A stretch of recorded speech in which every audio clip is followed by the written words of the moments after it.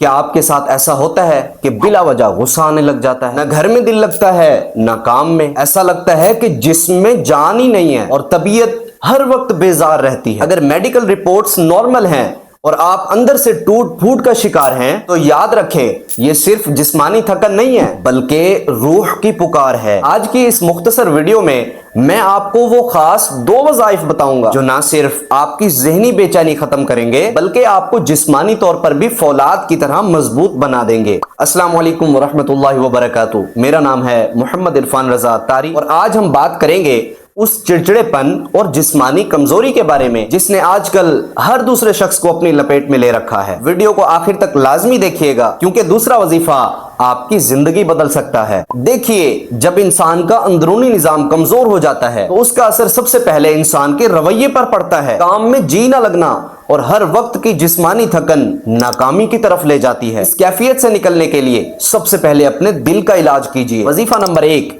اول آخر درود پاک کے ساتھ صرف 100 ٹائم یعنی 100 مرتبہ لا الہ الا اللہ کا ورد کریں۔ یہ وہ کلمہ ہے جو بے چین دلوں کو قرار دیتا ہے۔ جب آپ اسے پڑھیں گے تو آپ خود محسوس کریں گے کہ کام میں دل لگنا شروع ہو گیا ہے اور وہ جو بیزاری تھی آہستہ آہستہ ختم ہو رہی ہے۔ اب بات کرتے ہیں ان لوگوں کے بارے میں جو کہتے ہیں کہ ہمارا جسم ساتھ ہی نہیں دیتا، ہر وقت کمزوری محسوس ہوتی ہے۔ ان کے لیے قرآن پاک کے 30ویں پارے کی ایک عظیم سورۃ البینہ، اس میں ایسی شفا ہے کہ اگر کوئی بندہ اول آخر درود پاک کے ساتھ بسم اللہ الرحمن الرحیم پڑھ کر اس سورت کو مکمل پڑھ کر پانی پر دم کر کے پی لیتا ہے، انشاءاللہ الکریم اس سورت کی برکت سے آپ کی جسمانی کمزوری دور ہو جائے گی اور آپ خود کو توانا اور مضبوط محسوس کریں گے انشاءاللہ عز و جل۔ اگر آپ کو لگتا ہے کہ یہ ویڈیو دوسروں کی زندگی سنوار سکتی ہے تو اسے ابھی دوسروں کے ساتھ شیئر کیجیے اور کمنٹ میں انشاءاللہ ضرور لکھیں۔ ایسی ہی مزید ویڈیوز کے لیے